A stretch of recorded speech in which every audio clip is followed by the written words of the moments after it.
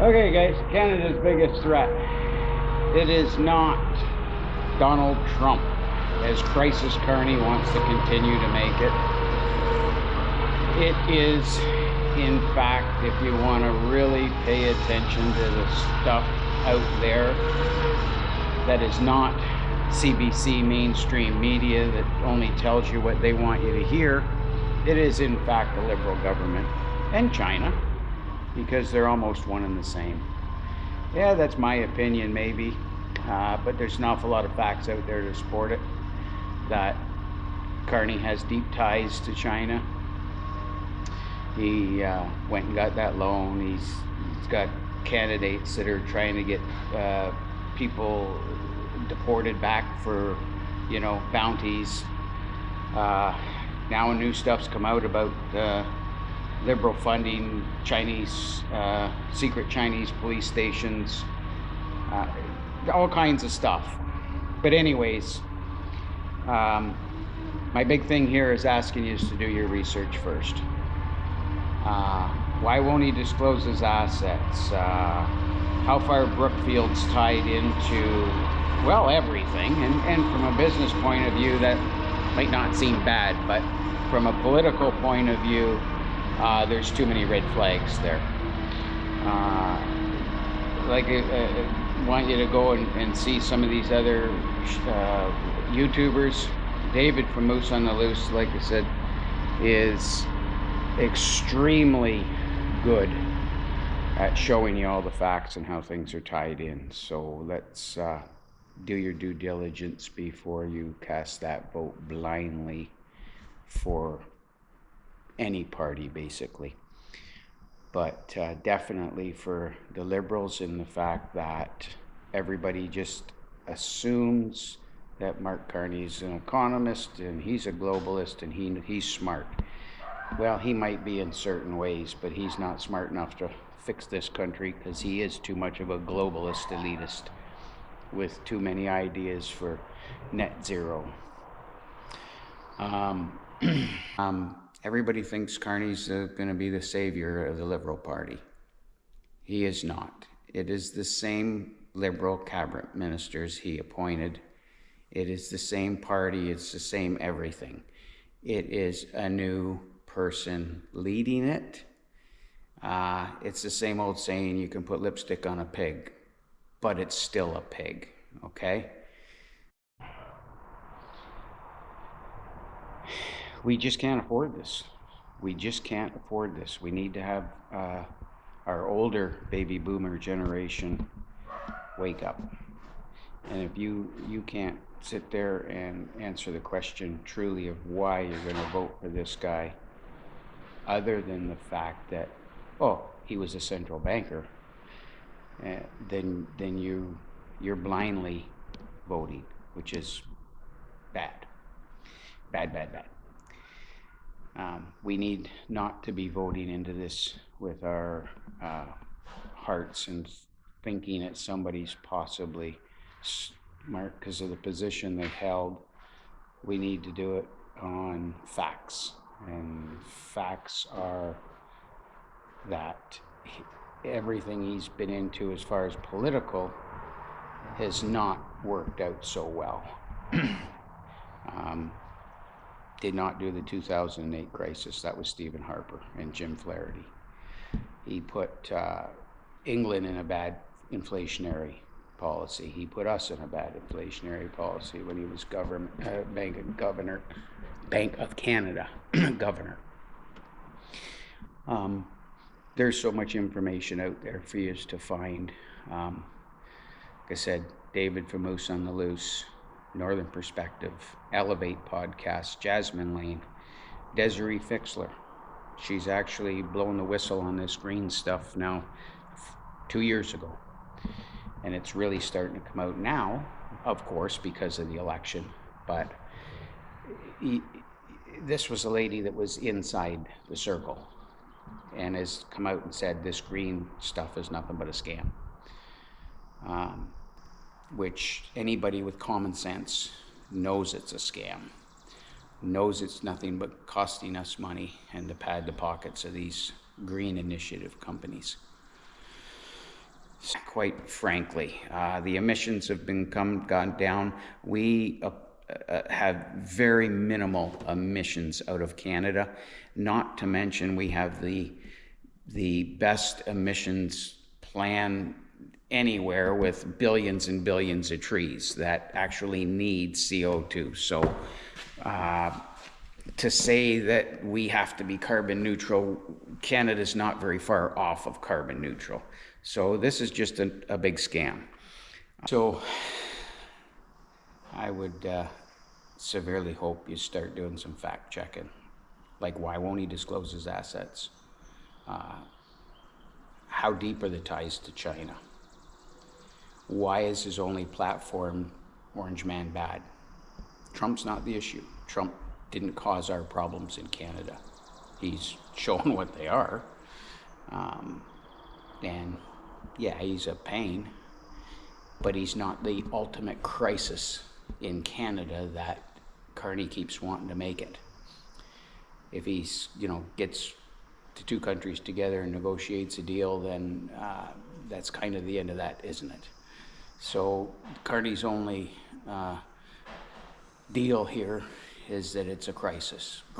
Donald's a crisis. No, China's the crisis. They got 100% tariffs on Saskatchewan canola and farm products, yet you do not hear anything about China. The other night in the debate, he said, China's our biggest threat, but yet you're not hearing him say anything about the tariffs and what he's going to do about it. He don't have a plan to do anything about it, obviously, because the only platform he has is stealing it from the Conservatives. Yet he's only going to take the platform halfway. He won't build a pipeline. He won't open up the Ring of Fire. He won't build LNG plants. But I digress. That's my take on it from the information that I have gathered.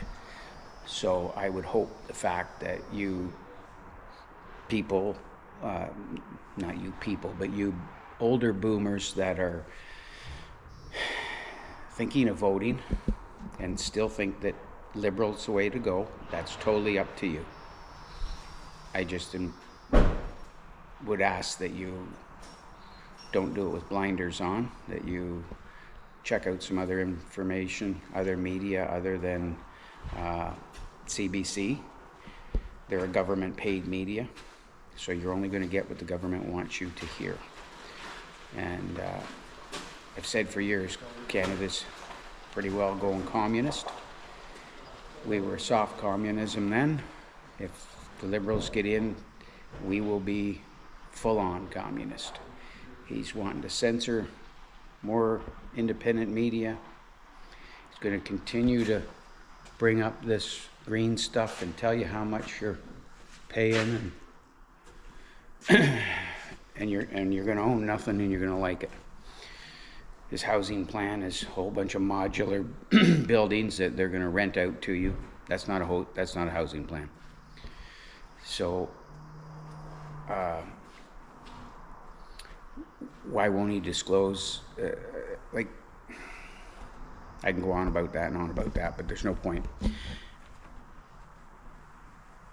Just look at the fact that since he's been leader, there's been scandal after scandal already. So it's the same old Liberals, the same old leader, still Trudeau 2.0.